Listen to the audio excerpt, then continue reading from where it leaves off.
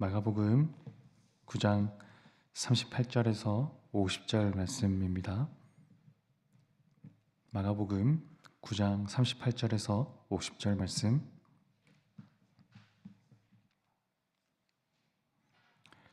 교독하겠습니다.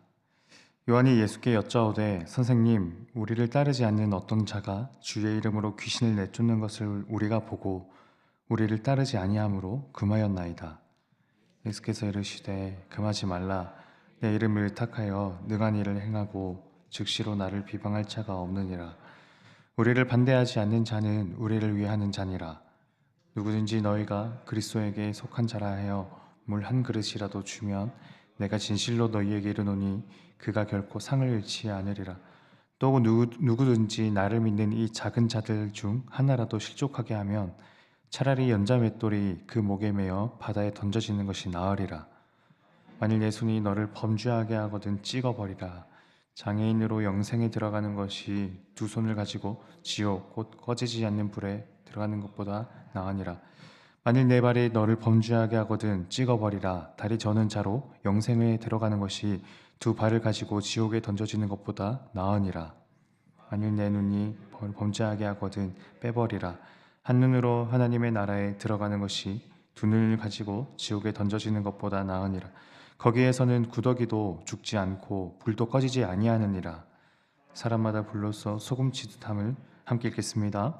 소금은 좋은 것이로되 만일 소금이 그 맛을 잃으면 무엇으로 이를 짜게 하리요. 너희 속에 소금을 두고 서로 화목하라 하시니라. 아멘. 하나님 나라는 배타적이지 않습니다. 마가복음 9장 36절, 37절에서 어제 말씀이죠. 예수님은 어린아이를 품에 안으시면서 이런 말씀을 하셨죠. 어린아이 하나를 데려다가 그들 가운데 세우시고 안으시며 제자들에게 이르시되 누구든지 내 이름으로 이런 어린아이 하나를 영접하면 곧 나를 영접하며 누구든지 나를 영접하면 나를 영접함이 아니요 나를 보내신 이를 영접함이니라. 흔히 지금도 그렇게 생각할 수 있지만 어린아이는 거룩하고 성스러운 그 자리 혹은 그 예배, 그런 시간을 소란스럽게 하거나 또 장난으로 분주하게 만들기 때문에 그런 곳에서 환영받지 못하고, 또 어린이들 자체가 이미 온전한 사람이라고 그 당시에는 더더욱이나 그렇게 여겨지던 사회적 문화였죠.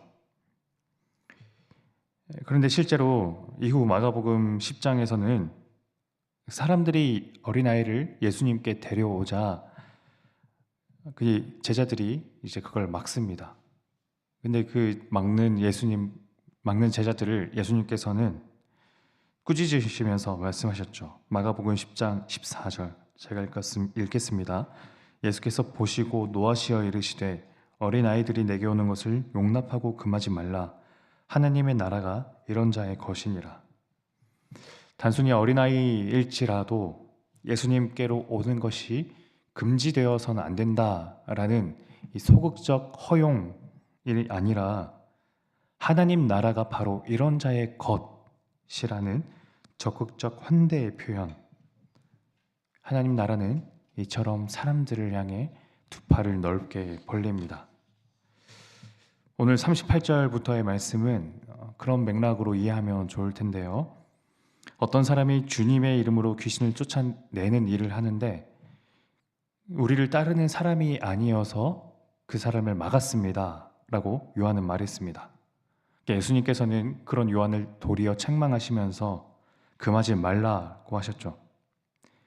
그 사람이 행하는 권능의 원천이 바로 예수님의 이름이었기 때문이었습니다. 다만 그 제자들의 입장에서 그를 봤을 때 그 사람은 우리를 따르지 않으므로, 그러니까 12 제자의 무리에 속하지는 않는 사람이므로 제자들은 그의 행동을 막은 것입니다. 예수님은 앞에서 어린아이들을 내 이름으로 받아들인다면 곧 예수님 당신을 받아들이는 것과 같고, 또 그건 나아가 하나님을 받아들이는 것과 같다고 말씀하셨죠. 결국 우리를 따르지 않는다는 이유로 그에게서 예수님의 이름에 의지한 능력을 행하지 못하도록 막으려는 그 제자들의 시도는 배타적이고 고압적입니다. 하지만 예수님은 제자들이 하는 생각을 혹은 편견을 조금 더 섬세하게 구분하십니다. 예수님을 따른다면 기필코 우리와 같은 무리가 되어야 한다라는 제자들의 생각이 실은 편견이라는 것을 말씀하시면서 12제자와 같은 무리에 속하지는 않더라도 그럼에도 깊은 마음에서 예수님을 따를 수 있다라는 것을 제자들에게 예수님은 알려주셨죠. 그런 점에서 한 사람에게 가해지는 편견은 우리의 생각이 덜 섬세해진 결과일 수도 있다는 것에 대해 제자들과 예수님의 대화를 보면서 저는 했습니다.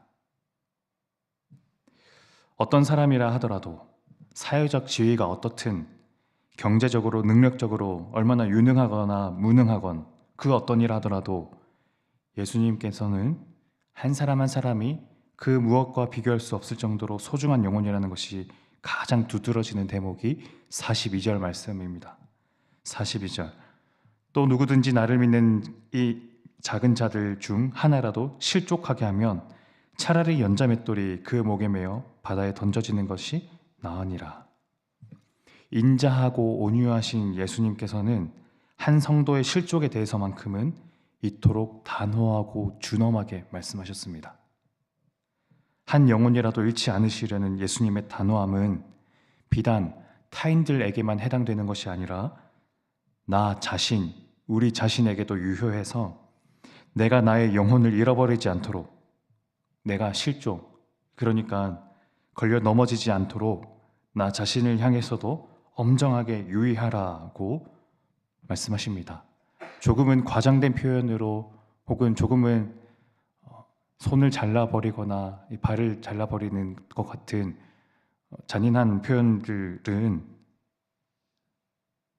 예수님의 그 말씀을 문자적으로 그대로 적용하라라는 말씀이 아니라 그 예수님께서 이 과정법을 사용하셔서 우리에게 우리 자신을 잃어버리는 것이 얼마나 무서운 일인지를 알려주시고 있는 대목입니다.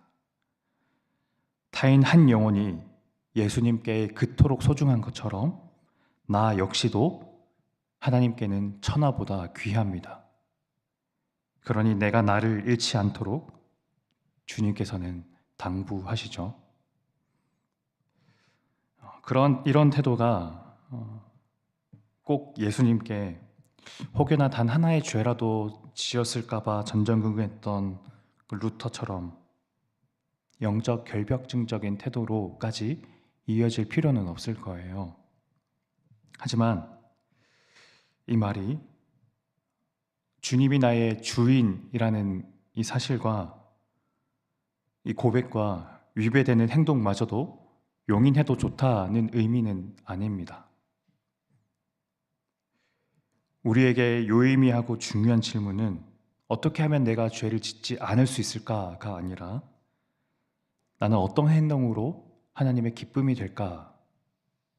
라는 물음이며 주님께서는 한 영혼을 사랑하심으로 나는 사람을 그의 지위, 재산, 외모 등 그 어떤 것으로도 차별하지 않고 나와 관계 맺고 있는 사람을 향해서 사랑과 친절을 어떻게 표현할 수 있을까라는 이 적극적 환대를 향한 굳센 의지입니다.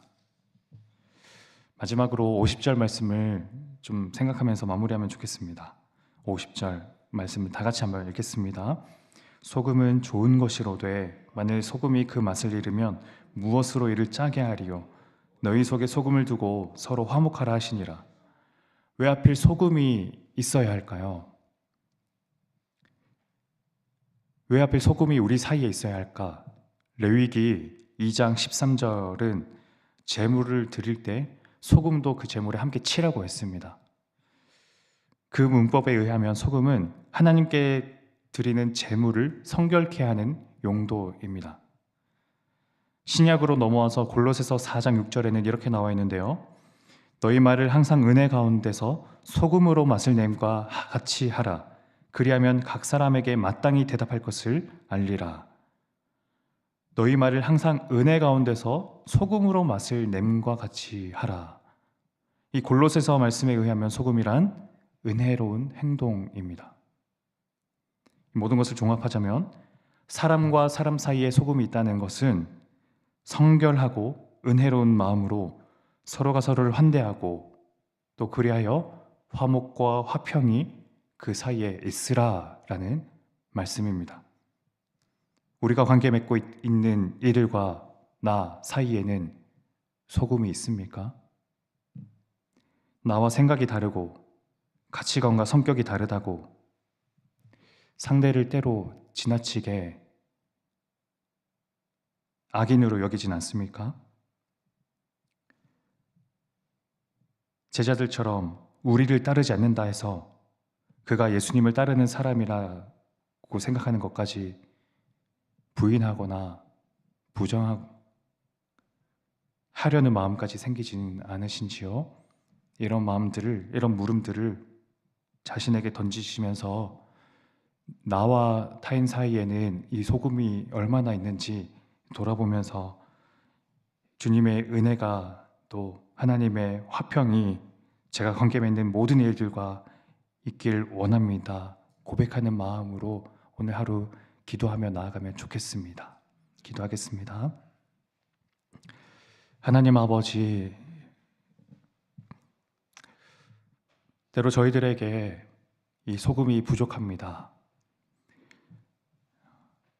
나와 생각이 다르고 또 가치관과 성격이 다른 그 타인을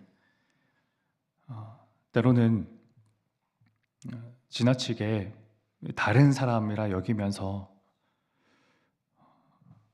옳지 않다고 생각할 때도 좀 있는데, 그러나 오늘 예수님께서 오늘 제자들에게 사력 있고 또 엄준하게 말씀하셨던 것처럼 한 영혼 한 영혼이 주님께는 천하보다 귀하던 것이며 또 하나님께서는 그 사람을 깊이 사랑하신다는 것을 저희가 다시 한번 깨닫고 저희들도 타인들과 관계 맺을 때 우리 사이에 소금을 두면서 성결하고 은혜로운 마음과 행동으로 그를 용납하고 용서하고 또 환대하며 이렇게 관계 맺을 수 있는 저희들 될 수 있도록 은혜 베풀어 주옵소서. 타인들이 하나님께 용납받는 것처럼 저희들조차도 하나님께서는 가장 귀한 존재라고 하심으로 저희들도 저희 자신을 잃어버리지 않도록 하나님 앞에 성결하고 은혜로운 마음으로 나아갈 수 있도록 주님 붙잡아 주옵소서. 예수님 이름으로 기도드립니다. 아멘. 기도 제목 놓고 기도했으면 좋겠습니다.